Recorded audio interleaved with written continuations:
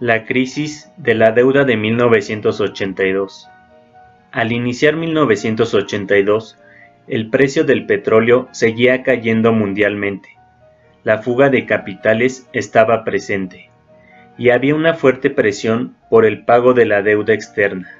En febrero, el gobierno decidió a favor de una política de contracción fiscal con devaluación. En este año, el nivel de actividad económica se redujo, acelerándose en 1983. La caída de la demanda fue impulsada por la caída de la inversión privada, causada por los efectos contraccionistas e inflacionarios de la devaluación, y por la contracción fiscal, especialmente en la inversión pública. La reducción de la inversión privada fue principalmente a causa del aumento en los precios de bienes de capital importados y del valor real de los pasivos en dólares de las empresas, resultado de la devaluación. En 1982, muchas empresas se vieron afectadas por las dificultades financieras, debido al endeudamiento en dólares. La fuga de capitales fue la principal causa del desequilibrio en la balanza de pagos. En agosto de 1982, cuando las reservas de México estaban prácticamente agotadas, los préstamos a México se vieron interrumpidos. Posterior a esto, siguieron nuevas devaluaciones.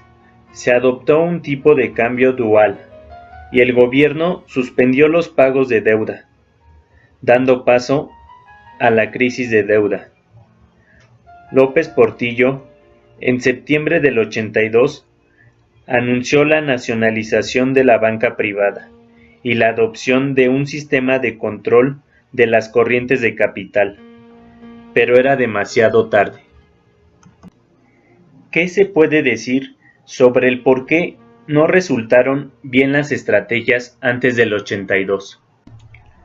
Porque hubo una confianza excesiva en que las exportaciones de petróleo generarían abundantes ingresos y divisas a largo plazo.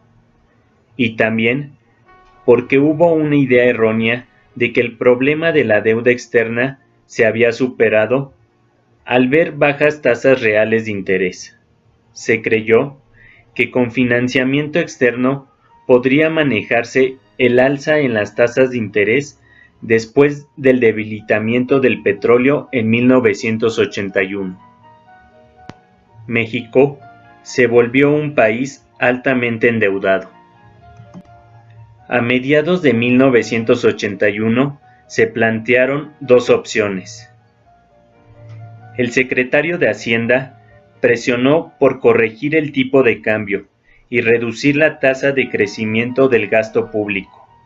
En cambio, el secretario de Industria favorecía la adopción de controles directos a la importación y controles de cambios como única respuesta efectiva a la fuga de capitales y a los choques externos.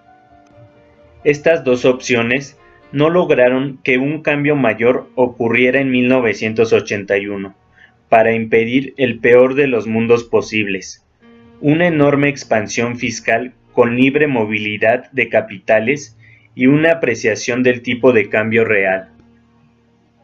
La expansión fiscal de 1981 fue un error de política por estar basada en una interpretación equivocada acerca de los cambios en la economía internacional.